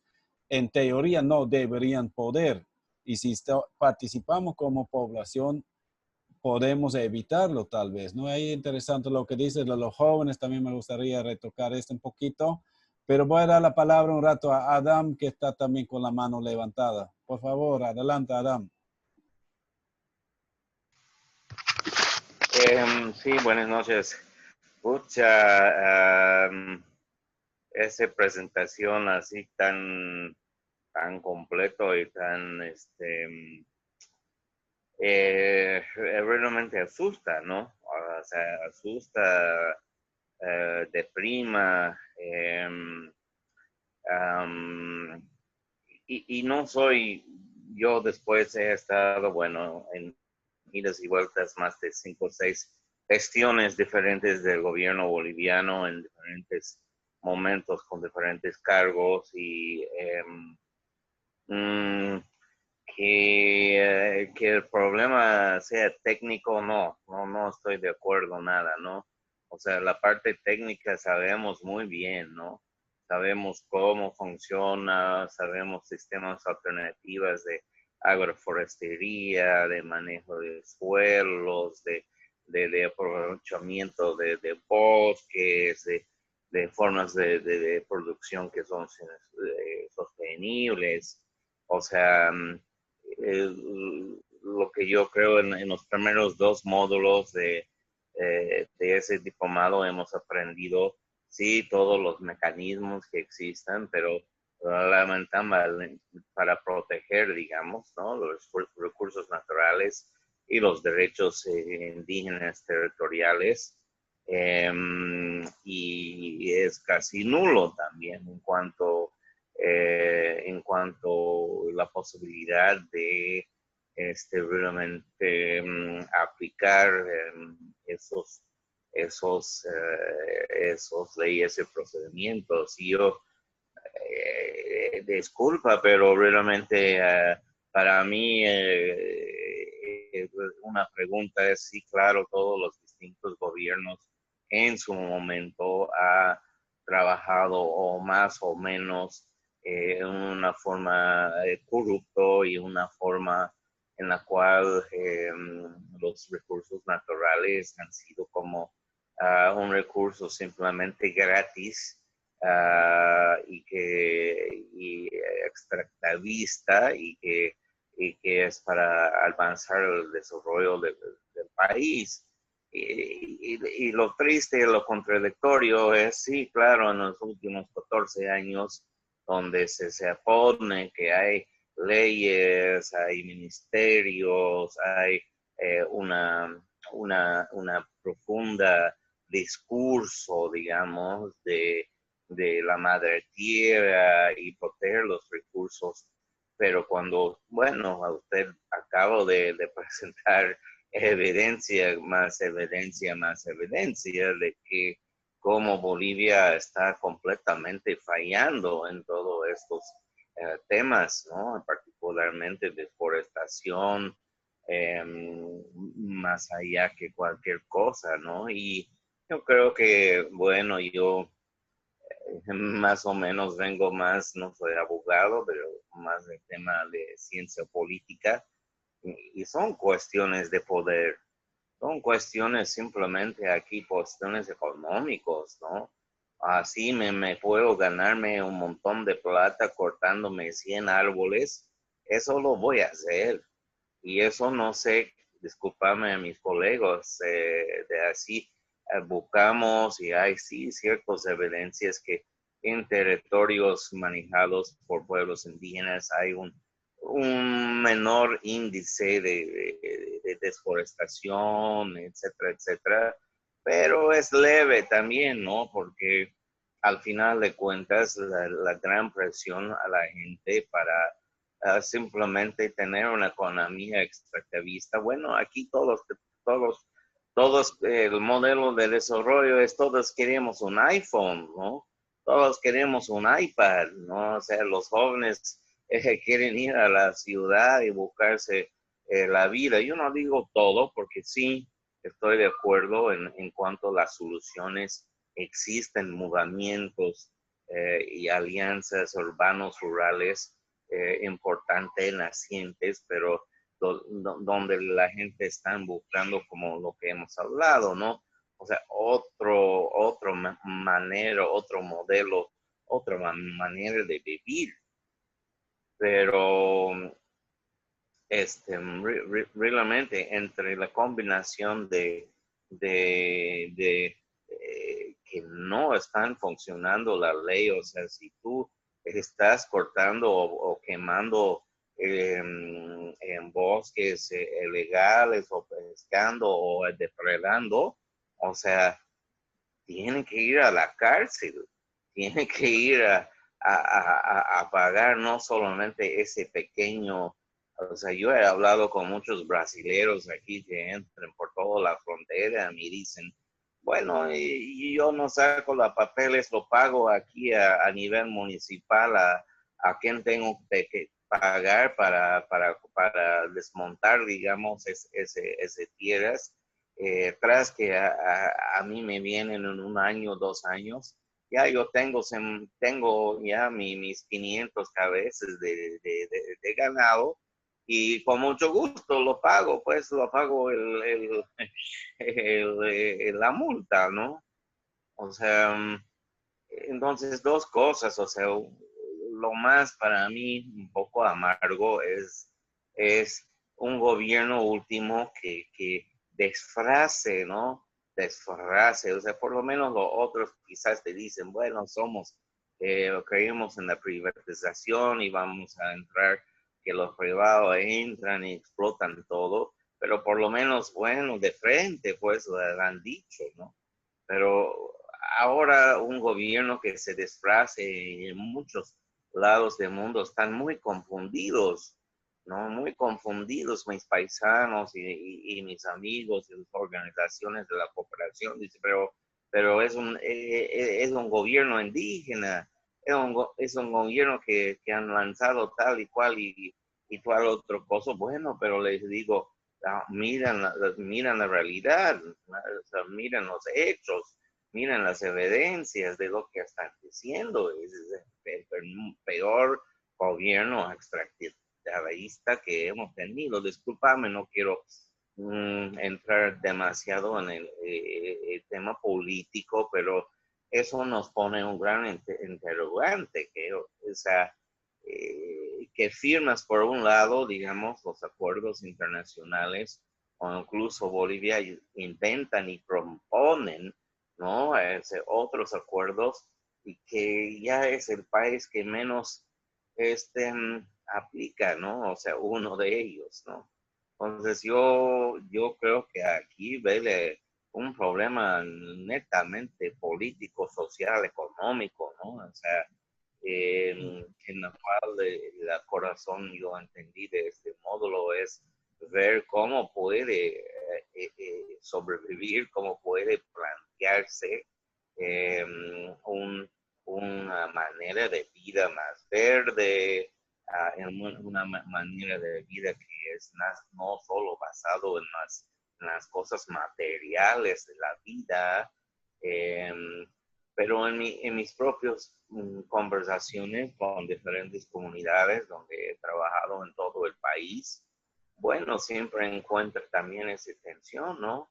Los jóvenes, algunos sí les interesa volver a sus comunidades y apoyar, pero la mayoría de sus padres saben que hay más acceso a servicios, a los estudios, a la economía, ¿no? En el área urbano, y cada vez más la gente está en eso, y sus terrenos y su manera de aprovechar los recursos naturales en sus canchas o en sus campos o en sus territorios es simplemente para financiar a, a subirse, digamos, dentro de una vida moderna, una modernidad en la cual no sabemos, creo, todavía que ese tipo de vida realmente provea más felicidad o una vida o con más calidad, ¿no? Y realmente, perdón, pero las estadísticas que has mencionado me deja tan sorprendido, tan tramado quizás, ¿no? Y a ver, si me permite un poco para reaccionar también, porque creo que tocas también puntos muy claves, ¿no? Creo que Bolivia como país planteó una cosa distinta, sobre todo con ese nuevo gobierno, el cambio, en este evento en Tiquipaya, por ejemplo, que era el encuentro de los pueblos, se planteó la ley de la madre tierra, y hay una serie de criterios que se ha tratado de introducir y que sí son el discurso ya. Y de ahí, claro, tú preguntas, ¿será que es más conveniente, digamos, tener un Evo que lo discurse muy bien, pero en la práctica no lo aplica, o un Bolsonaro que dice de frente, caramba, yo me quiero acabar con los indígenas porque quiero producir soya o algo así, no tengo derecho a hacerme rico? Yo creo que por lo menos el discurso ya es algo. Hay avances en políticas, hay avances en, en normas, en propuestas, y ya están ahí. Las herramientas existen, pero de alguna manera no lo logramos aplicar. Y yo creo que este va mucho más allá de una análisis política, como ahorita los cruceños, muchos creen que fueron los colonos que llegaron a la Chiquitanía, que han quemado todo, que fue por culpa del MAS, y mientras que en La Paz creen que pucha, si Camacho hubiera subido servir al agronegocio, ahí se va a quemar todo más bien. O sea, los dos creen que el otro grupo de poder, de político, es el que tiene la culpa, y se andan achacando y creen que cuando van a votar bien, que ya todo se va a solucionar, cuando la realidad, la experiencia es que no es suficiente, ¿no? Alguien de ustedes lo dijo, ¿no? O sea, no se trata simplemente de una democracia donde una vez cada 5 años hacemos elecciones y después otra vez esperemos que los otros se encargan. Tenemos las herramientas, tenemos un sistema de planificación integral del Estado, tenemos los PTDI, tenemos los compromisos. Todos esos documentos, los compromisos se reflejan también después ahí y deberíamos cumplir. Nuestros compromisos como país ya son muy cuestionables, pero ni el 1% logramos cumplir en muchos casos, ¿no? Entonces, ¿por qué se da?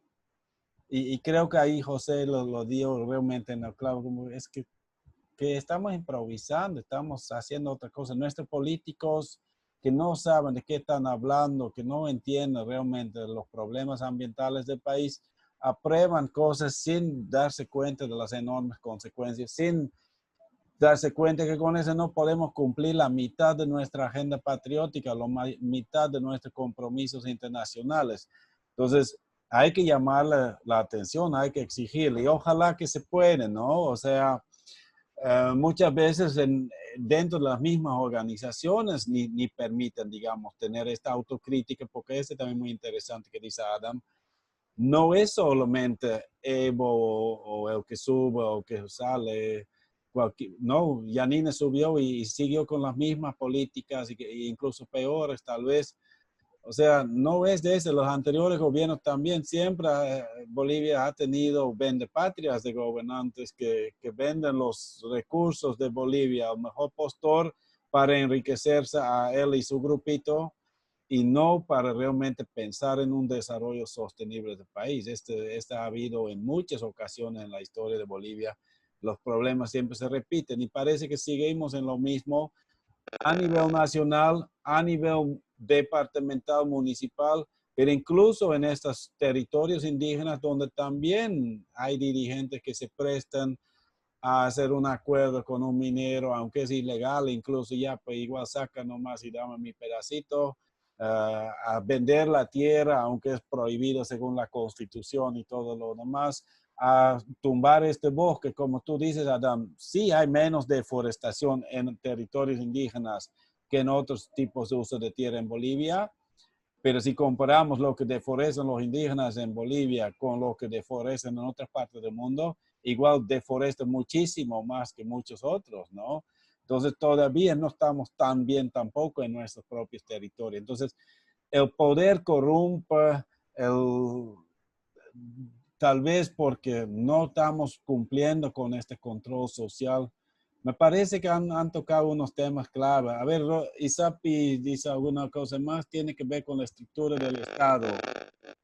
Es parte también, ¿no? O sea, si sigue demasiado centralizado y todo esto, no sé si quieres mencionarlo un poquito más verbalmente, también tenemos todavía unos 5 minutitos. O alguien más que todavía quiera hacer un comentario o que vamos cerrando este debate, pero me parece que Hola, yo estoy realmente contento con el nivel de las respuestas que tenemos. Diga, hola. Josie. Gracias, buenas noches a todos. Eh, Escuchando atentamente todas las intervenciones pues me animo a decir y dar un enfoque también desde lo netamente indígena. Y más que todo decir indígena del oriente, del sector del oriente, ¿no? Porque de acá soy. Y darle un enfoque desde la temática, la problemática indígena y medioambiental. Porque eso es lo que identifica, creo yo, a esas luchas que vienen desde ya 30 años hacia atrás y toda la estructura, las organizaciones indígenas se fortalecieron en base a esos temas, de plantear, no solamente de salir a la carretera y caminar, salir de sus comunidades, de su pueblo, por los ríos, de esforzarse demasiadamente. Somos pueblos inteligentes, voy a decir, sabios, porque así lo demostramos a cada gobierno que ha aparecido acá en nuestro país. Y hasta el día de hoy eso lo mantenemos. Y, por ejemplo, voy a decir que 1990, pasado un año, vinieron esas grandes cumbres sobre medio ambiente, sobre desarrollo sostenible, Río de Janeiro, por ejemplo. Era un boom eso, ¿no? Era la temática mundial, que en todas partes del mundo y que dieron líneas de muchas cosas tan importantes y ahí presentes los pueblos indígenas. Pero después de eso, escuchando de los compañeros sus nociones, ¿qué, digamos, no? ¿Qué viene después? Resulta que, por ejemplo, en mi región, voy a decir en el TINNI, un año pasada la marcha, se empezó a trabajar una planificación, primer plan de manejo preliminar de desarrollo de los pueblos indígenas. ¿Y cómo fue eso? Un proceso en el cual se lo presentamos al gobierno de aquel tiempo, tuvo sus resultados, pero vamos a decir que el gobierno de aquel tiempo fue un poco más abierto que el que tuvimos últimamente y el que va a ver qué pasará el que tenemos ahora. Y entonces estaba reflexionando sobre eso, creo que tenemos una gran fortaleza, un gran valor de poder plantearnos estas cosas desde nuestro pueblo, desde las comunidades. Realmente yo admiro los planteamientos de los compañeros muy bien, los felicito a ellos. Creo que estamos por un buen camino. Y para orientar a nuestros hermanos, pues, eh, los, los, a veces las dirigencias que tenemos son tan vulnerables que caen fácilmente en manos, en las garras de los gobiernos. Y eso es una debilidad grande en nuestras estructuras. Tenemos eh, líderes que caen ahí fácilmente. Ya lo tenemos, ya tenemos experiencia de que teníamos líderes tan valientes, tan valiosos, y hasta ahí cayeron. Ahí lo tumbaron y nuestras organizaciones bajaron. Entonces eso puedo también plantearnos como temática indígena y ver, es decir, plantearse al gobierno, ir a un diálogo, plantearle las cosas, no solamente, como se dice, levantar la mano y pedir, sino que plantear cosas, y cosas, plantear políticas públicas que sirve para todo.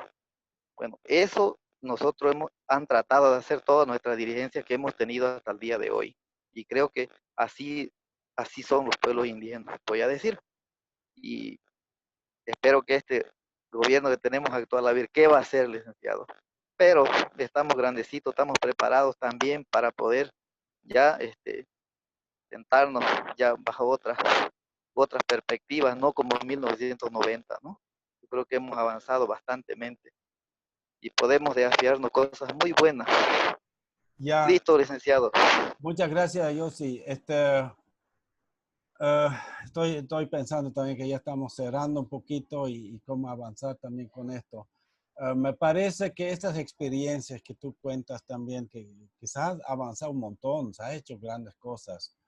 Un poquito todavía un mensaje, digamos, si quieres ganar un partido de fútbol, tienes que conocer las reglas de juego, ¿no? Si no, siempre te van a ganar los otros porque te van a cuestionar que estás offside o algo así. Y creo que con eso también, si quieres proponer propuestas ante el gobierno, pues ojalá que se reconoce la autonomía y que puedas hacer dentro de tu territorio lo que tú como pueblo quieres, pero muchas veces hay que entender las reglas de juego y es justo ese sistema de planificación del Estado que es tan importante, ¿no? Cómo funciona la democracia participativa, porque Bolivia tiene un montón de herramientas, es mucho más participativa que muchos otros países, tiene esas estructuras orgánicas muy fuertes, donde incluso son reconocidas como únicas, donde tienen derecho de definir sus líderes por uso y costumbres. Y hay un montón de cosas muy lindas en la Constitución, un montón de derechos reconocidos, donde tiene tremendas ventajas gracias a todas esas tremendas luchas que se viene trabajando de este pueblo tan fuerte. Pero hay que conocer esto y hay que seguir y jugar en la cancha, ¿no? A veces peleamos, discutimos, pero no logramos realmente incidir ya en cuando hay el momento, ¿no? No sé si Usapi quería decir algo más, pero déjame un poquito hacer el vínculo a la presentación para mañana, la clase de mañana. La idea es que me gustaría escuchar a ustedes, ¿no? Que todavía pueden pensar un poco mañana en el transcurso del día. ¿Cuáles son esas experiencias de luchas, ¿no? Que también están describiendo ya un poco, pero también de gestión territorial, cómo lo manejan, qué instrumentos utilizan para conocer sus derechos, ¿no? Algunos ya hablaron, por ejemplo, en Mojos, que tienen hasta un alcalde, o en Hugo comentaba algo, creo, ¿quién fue que decía que también sus identidades que están logrando hacer reconocer? Y entonces eso me interesa conocer, ¿no? O sea, lo que mostré un ejemplo de las políticas climáticas, creo que Adam también le dijo, no es solo en la política climática donde la realidad es distinto a lo propuesto en las normas y políticas. También en temas de autonomía nos falta muchísimo en concretar lo que se propone en términos de equidad. En tantos diferentes aspectos hay estos problemas, ¿no? De la distancia entre la propuesta, la teoría y la práctica. ¿Y qué hacen para concretar, para consolidar esas propuestas locales? Y realmente me interesa conocer más de ustedes porque eso no se encuentra mucho en la literatura, ¿no? Entonces, más bien, ¿Qué fue, por ejemplo, el tema de las marchas? Yo creo que yo sí la manejo muy bien. Tal vez puede explicar un poco, aunque tal vez muchos ya conocen, pero ¿cuál es tu percepción de por qué se hizo? ¿Por qué la autonomía en Charagua? ¿Qué es el planteamiento? ¿Cómo han avanzado? ¿Cómo han logrado avanzar? Porque hay tantos otros pueblos que quieren avanzar en esto y no lo están logrando. ¿Cuál ha sido las herramientas que han utilizado? Entonces, puede preparar algunas teorías sobre gestión territorial, pero este para mí es, digamos, lo que realmente vale, ¿no? Cómo se trabaja eso en los territorios y creo que es más valioso poder escuchar a cada uno de ustedes que yo esté hablando ahí algunas teorías, ¿no? Entonces, ojalá que para mañana puedan preparar un poco. No hace falta diapositivas, no hace falta escribir, es simplemente tener esas ganas de compartir. Igual creo que Adam era alguien que había pedido también un espacio para hablar algo sobre una experiencia, no sé exactamente cuál, pero igual puede ser un momento interesante mañana. ¿Qué les parece? ¿Entienden mi idea? ¿Se animan a hablar mañana? Pongan sus deditos o digan en el chat, no, pues ya nos cansamos de hablar.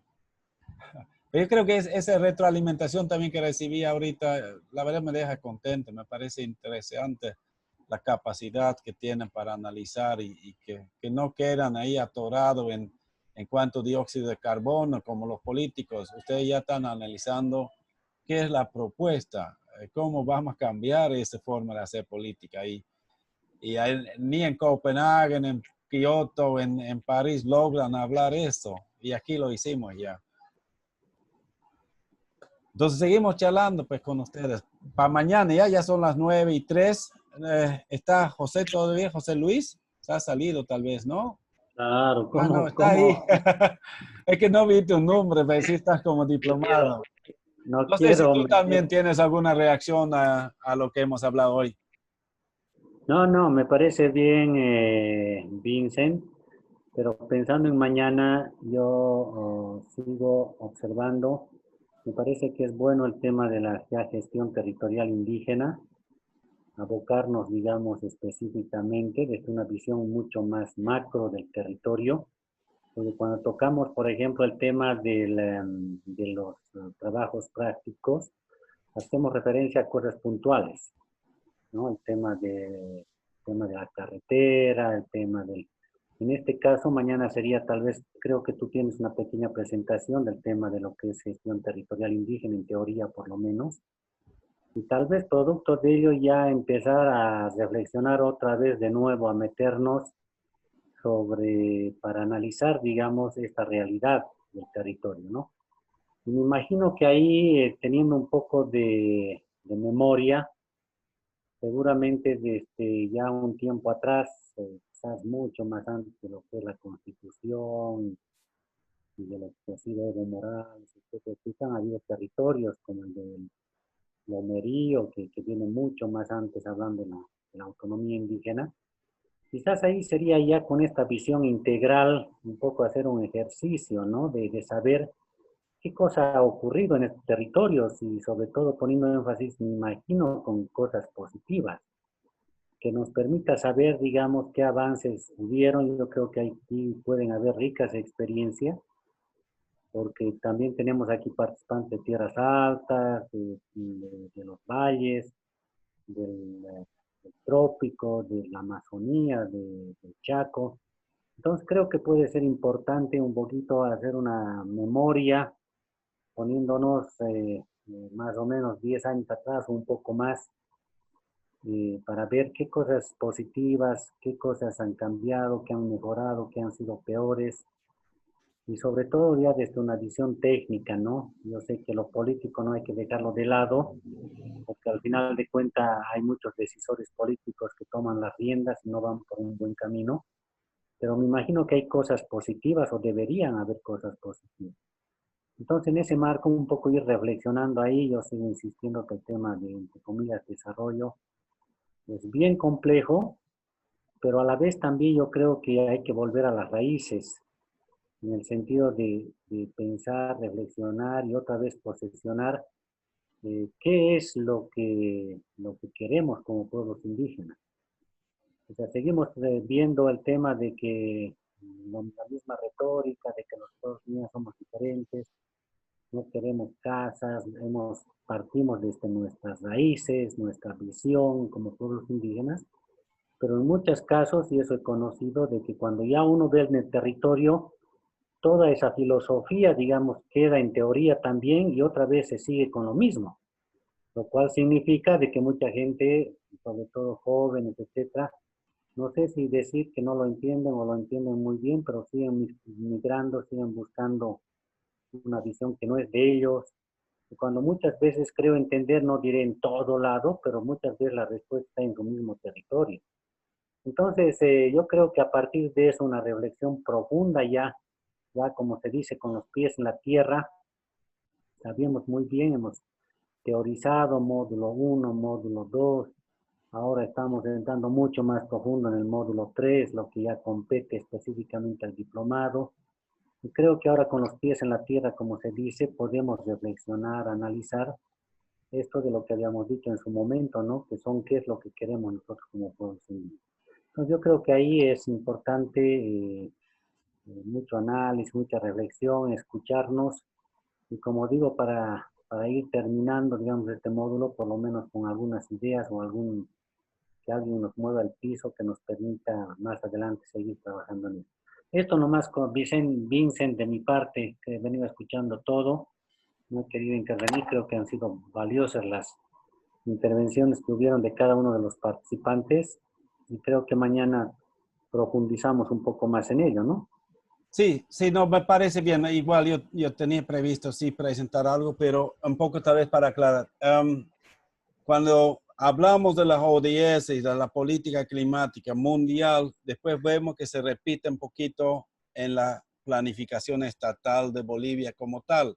Igual tiene un sistema de planificación del territorio, con políticas, con normas, y al final a nivel de los territorios indígenas hay una estructura similar, ¿no? Tienes tu estatuto, tienes tu plan de uso de tierra dentro de tu territorio, entonces se repite y se dan incluso los mismos problemas, ¿no? Muchas veces proponemos cosas muy lindas en nuestro plan de vida o algo así, pues seguimos nomás saqueando nuestros recursos, igual, digamos, ¿no? Entonces, ese sería interesante, pero yo lo voy a introducir con herramientas de gestión territorial y algunas cosas teóricas, pero me gustaría que ya vayan reflexionando, eso es lo que acabo de decir, ¿no? Esta coincidencia entre lo que pasa a nivel nacional, mundial, incluso a nivel municipal, pero también dentro de los territorios, la dificultad de aplicar estas teorías de planificación y la diferencia con lo que pasa en la práctica y por qué sale mal y cuáles herramientas utilizamos y cuáles no. Y este intercambio de cómo garantizar que se funciona, cómo están logrando hacer esto y cuáles son las herramientas que utilicen, que vayan pensando en esto, ¿ya? Pero terminamos ya, yo creo, para hoy. Creo que ya con esto ya dejé claro a dónde quiero apuntar mañana. Y eso sería Sí, para mí para hoy.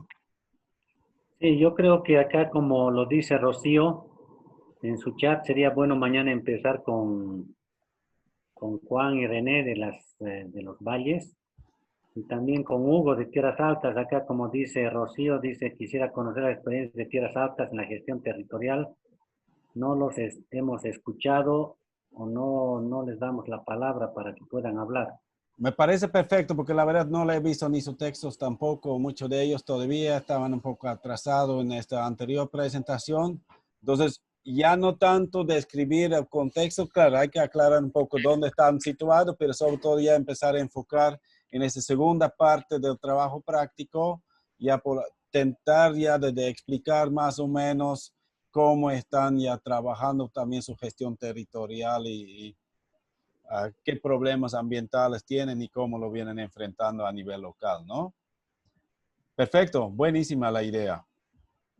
Bueno, con eso estaríamos terminando por hoy día entonces.